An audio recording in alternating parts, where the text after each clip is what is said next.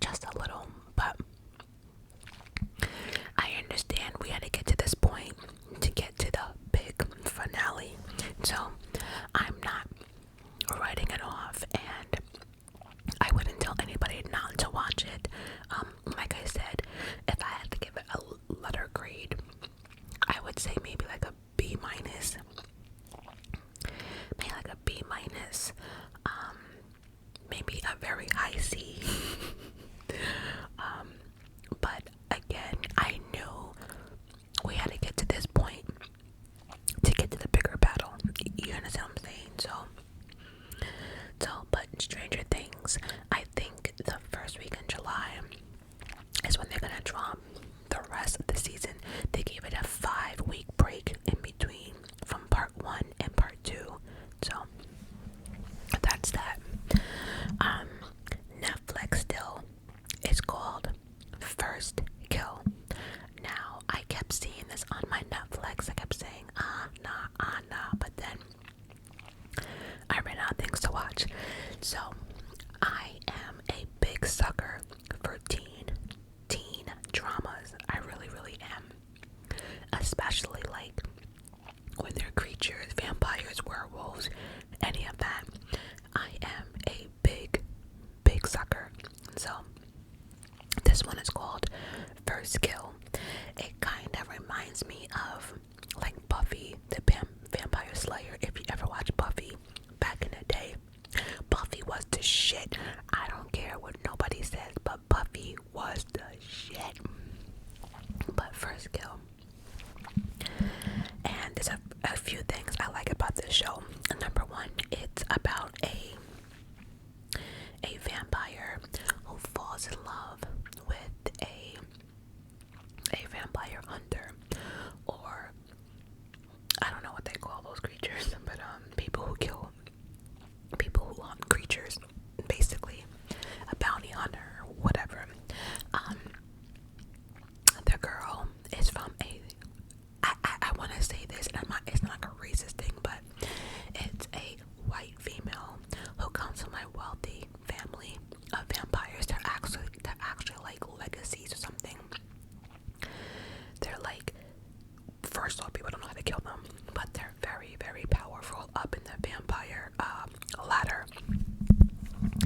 And this girl falls in love with another woman, and she's black, and she's actually the vampire hunter. So when they realize what each other are, it's a battle between the two families. But it just goes to show you, like I like how they have two female being the lead role. One's black, one's white. So then we also have like an interracial relationship going, and it's a gay relationship. I like how they did it. I like how it's not raunchy. I like how it's just different, having the two main characters as they are. So, but very good show. I like it. I do hope there is a season 2. There's only 8 episodes usually on Netflix. They usually have like 10 episodes, but this one is only 8. And next on the list, I think I already told you, I watched the new Doctor Strange. I liked it, and I did not like the first one, so that should tell you a lot about this one. I already told you I watched the new Spider-Man. P-Valley is back on. P-Valley is back on. I do believe this Sunday was that second episode. So I'm only one in. I have to watch the second one, but if you like P-Valley is back on, and that's on Showtime, I do believe. Now, thanks to my sis Jazz, she told me to watch two things, and that is The Thing About Pam, The Thing About Pam, The Thing About Pam. That is on Peacock. And the other one she suggested was Candy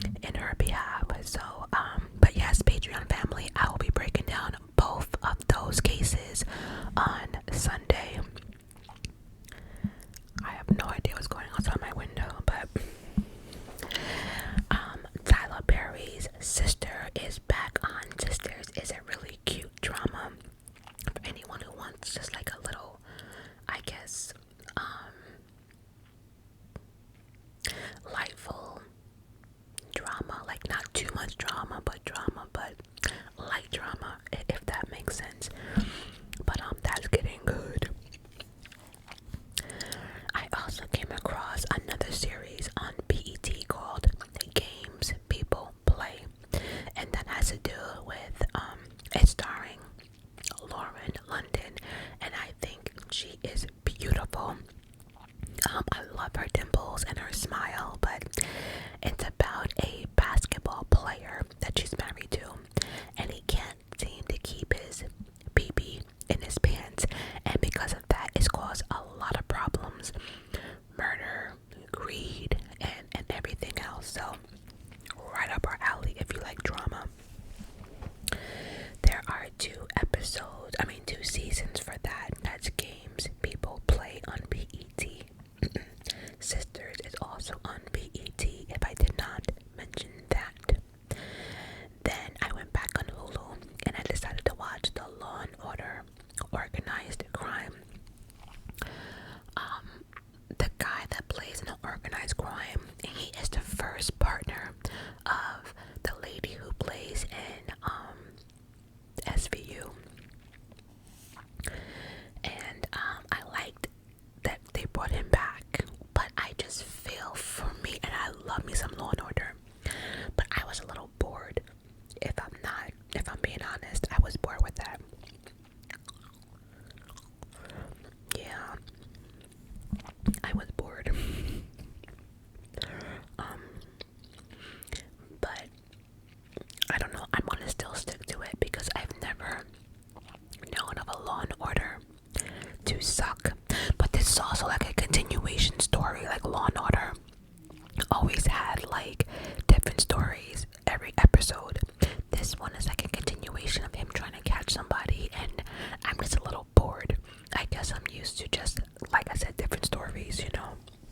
But I'm gonna stick to it. Single Ladies, also a BET series. I didn't realize that the series was on for a while. I think it has 4 or 5 seasons, if I'm not mistaken. And, you know, it reminds me, it's basically like a black Sex in the City. Need I say more? 90 Day Fiance, Love and Paradise. I'm back on that shit. Yeah, I have a love-hate relationship with, you know, the 90 Day Fiance, but I don't know, I saw the Love in Paradise and I said to myself, maybe it'd be nice to see different couples, because the other ones I follow are cool, but I think I'm kind of getting tired of like the same couples, so this was refreshing to see different couples. Again, that's 90 Day Fiance, Love in Paradise, and if I'm being honest, I have no clue what channel the 90 Day Fiancés come on. I watch it on my Discovery Plus app, so I don't know. I don't have cable. I have a bunch of apps though, like a bunch of apps. I use my Hulu Live, you know, but I use many apps, cause girl, do you know at one point I was paying like almost $3.20 for cable. Say what now? Yeah, $3.20 for cable. And Hulu Live, when I signed up, it was $69.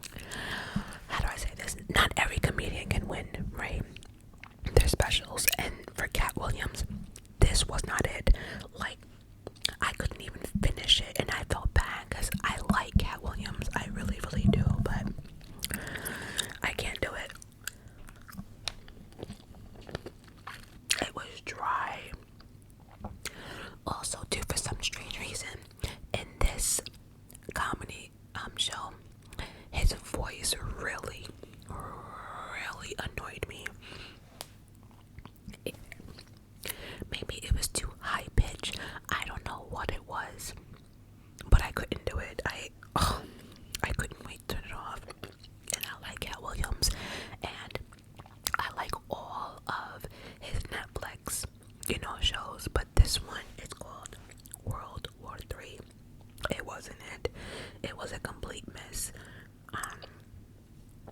Yeah, no. That's a no for me. And then lastly, if anybody is into anything as far as nature, you know, I'm a big fan of Naked and Afraid, and I'm currently watching Naked and Afraid XL right now, and that's taking place in the Amazon rainforest, so that's interesting. I also watched, I'm watching Swamp People. Now, Swamp People are known for catching alligators, crocodiles, whichever, in Florida, because they have a really bad case of them. So they get money to kill them, kill alligators. They get money for them, and then they use like the skin and stuff for like anything else they want, and they can have alligator meat or whatever. But I think for me, it's just the factor how they kill the alligators, and sometimes it's not like a clean, a clean kill, but that gets really repetitive after a while. But Guardians of the Everglades has to do with pythons, and again, it's the same thing. There is a python problem along with alligators in Florida, so they have these bounty hunters that go ahead and kill the pythons and the alligators, and again, they bring them in for money. I think for me, the Guardians of the Everglades, it's more like hands-on. It's more like, oh my god, because you literally have to catch this snake. I understand alligators are, they can suck you underwater, but when you're in the middle of the dark or in the water, and it's you against this 15-foot snake that can bite you and choke you in less than like 20 seconds, is crazy. And even like when they do catch the pythons, some of them get away, some of them bite their way through bags, some of them get bit more than once, and so it's never like, oh yeah, they're gonna get this snake and that's it. There's always problems. It's really interesting, but that's how I got into Swamp People, because Swamp People had one season. I guess it was an off season for the alligators, and they decided to also go hunting for pythons, and they realized it's not easy at all. And just learning about the pythons and how they eat and their digestive system and their teeth and just all of it is just, I don't know. I'm in. I'm also watching something called Alone that's also on Netflix. So it's, I think, 4 or 5 different people, and they're completely alone, and I think there may be between 3 to 5 miles, I guess, in different directions, and the last person standing wins money. I don't remember how much. I want to say 500,000 or $1 million, but if I had to put my life on it, I would say 500,000. But they're completely alone, and they have to build like their own shelter, get their own food. It's something like Naked and Afraid a little bit, but they're completely alone. They don't have partners or nothing like that, and they have no idea who tapped. They're just literally sitting there waiting to get that message like you won. You know what I'm saying? So you have no idea how long you're out there for. Last person standing wins. At least with Naked and Afraid, it's 21 days. Then we had the 40-day challenge, right? And then we had the 60-day challenge. At least we knew how long we're going to be out there for. But in that show Alone, we have no clue how long they're going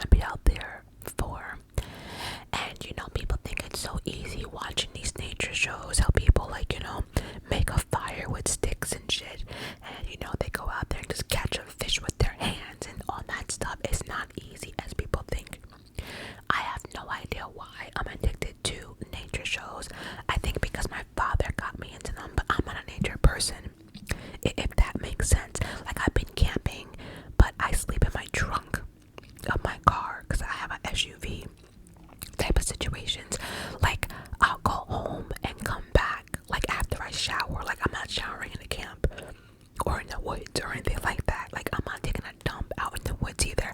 I'm not taking my fishing pole. I'm not going. I'll go to McDonald's and come back. But see, that's what I'm saying. I'm not that nature person, but I like to watch it. I like to learn, and I think as much stuff as I watched, and I kid you not, people tell me stuff. I don't forget information that easily.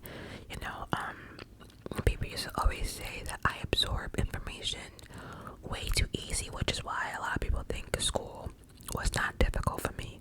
School was difficult. School's difficult for anyone. But I don't know. I just learned a lot, and I think if I'm ever stranded somewhere, I can guide people to do stuff. I think, I know what not to eat on certain animals that people catch. Like, I've learned a lot of nature shit. Let's not get it twisted. I dislike them. I have no idea. I'm weird. I go through my moments. Like, I'll leave 90 Day Fiance alone, and then I go back. That being said, I also completed my normal stuff that I watched, like all my Chicago Meds. I caught up on Chicago Fire, Chicago PD. That's the last one I actually finished up. So, as of now, I think I finished up everything